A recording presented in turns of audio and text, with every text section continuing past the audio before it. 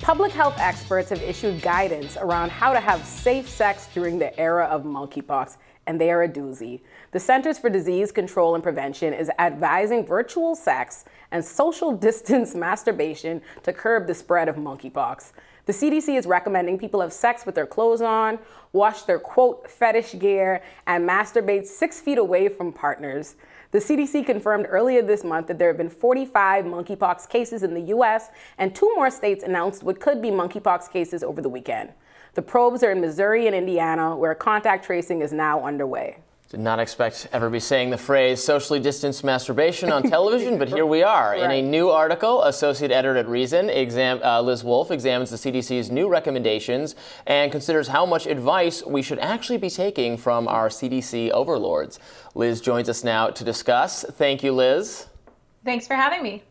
This is an important and fun topic. I think we've taken turns at Reason complaining about whatever ridiculous guidance the CDC puts out. It's always important to remember that these are the same people who don't think you should ever eat eggs that are not been cooked for 18 hours, that the amount of wine a woman who is capable of being pregnant should have is 0, and all sorts of ridiculously cautious things.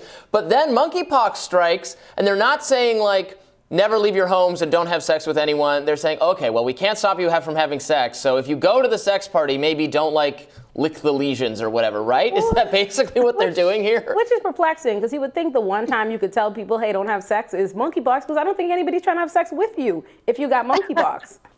Well, I mean, there's this consistent problem, this recurrent problem with the CDC, which is that they give you incredibly obvious advice, and then they sort of don't understand how people actually operate in the wild. One of their pieces of advice was if you think you have monkeypox, maybe keep your clothes on when you go to raves and orgies. And it's well, I should think that people would be somewhat repulsed by the idea of having sex with you if you have open lesions and sores on your genitals. I hope so. That seems to be something that you should investigate before you go to orgies. I mean, I don't know. I'm not an orgy expert. Hopefully I haven't been billed as such.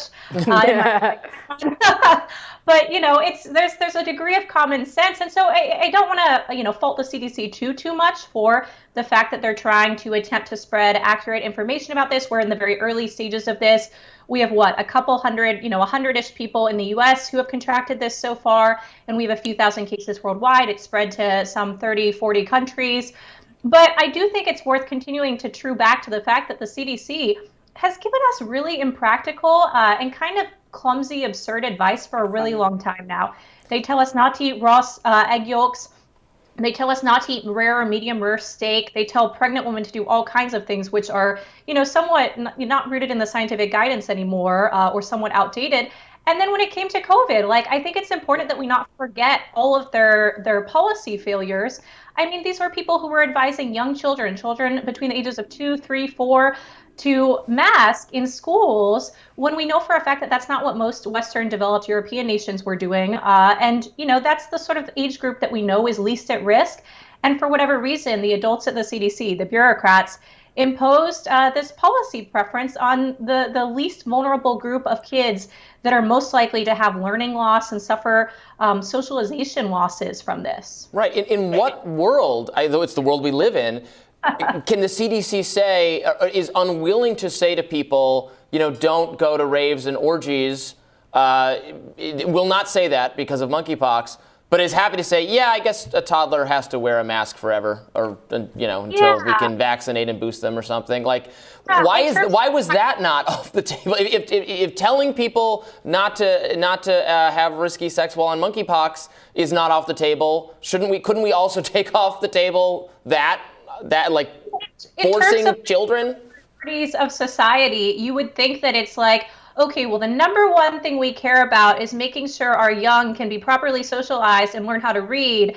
And then maybe really, really, really down on that list is oh, we care about your ability to go to raves and orgies. I mean, I don't know, Robbie, we're libertarians, and so we're not interested in passing judgment on people's choices. I know you're extremely anti-child.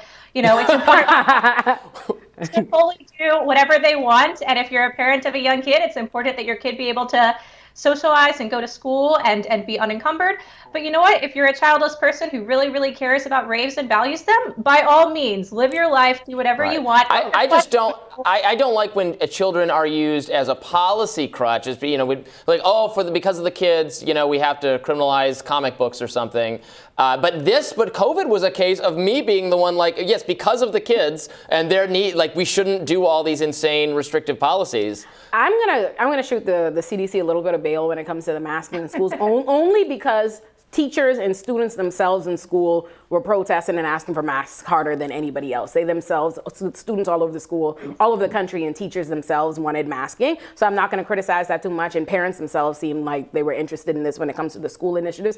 But I will say this. I do think the CDC has very clearly lost credibility during the term of COVID. I think that is pretty fair. They've given conflicting instructions themselves. I remember when the lockdown originally happened and it was, we don't need masks. It's hysteria to get masks. And then suddenly it was mask or an absolute. And then it was no mask. You know what I mean? They have gone, I will say this, they have gone across the board so many times that it is completely legitimate for people to doubt them. And I will say they had similar crazy instructions, if you remember when the lockdown first happened, about safe sex and kissing and all these different things. Right, there was COVID. Yeah. They had those. They did have those COVID. I remember laughing at them too. I can't remember what they are because they seem so much more serious now in relation.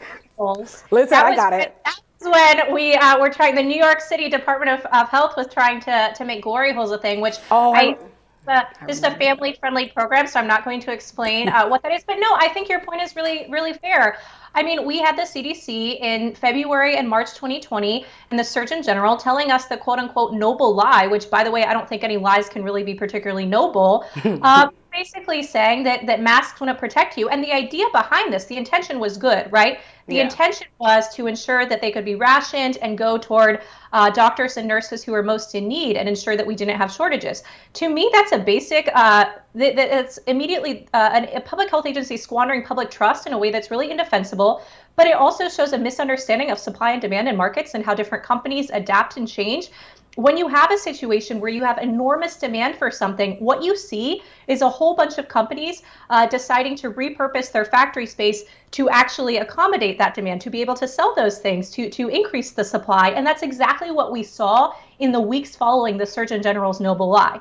So I think had public health entities had a little bit more trust in the ability of the market to provide, they might not have done that initial squandering of public trust. And I think it's really important to continuously sort of ding them and remember the degree to which they really did that. Because one of the most important things is that COVID isn't going to be the only pandemic. It's not going to be the only public health crisis that we encounter.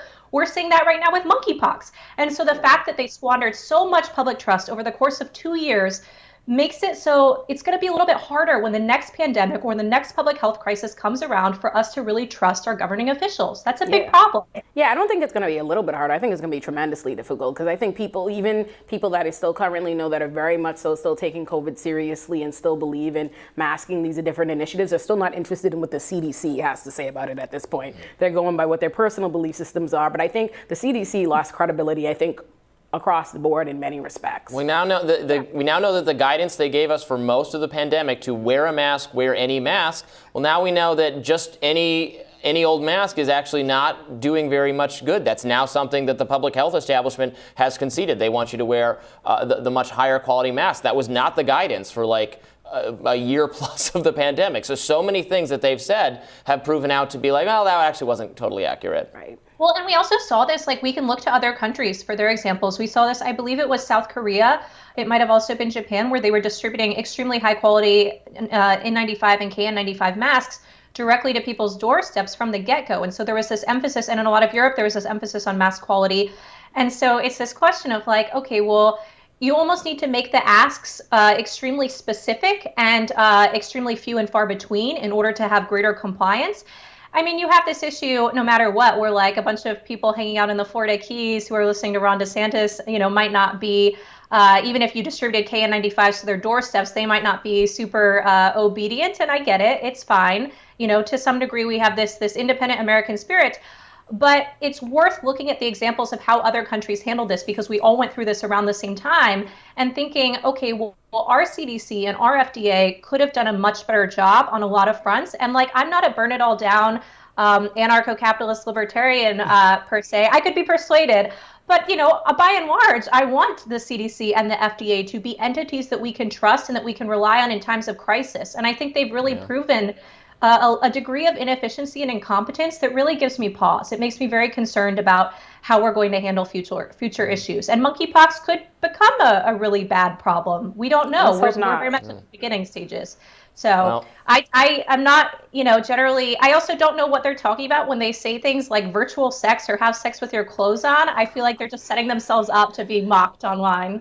Which is what we're doing right now. So thank you very much for joining us, Liz. I'll see you at the Monkeypox rave. I'll see you there, Robbie. And we'll be back with more Rising right after this.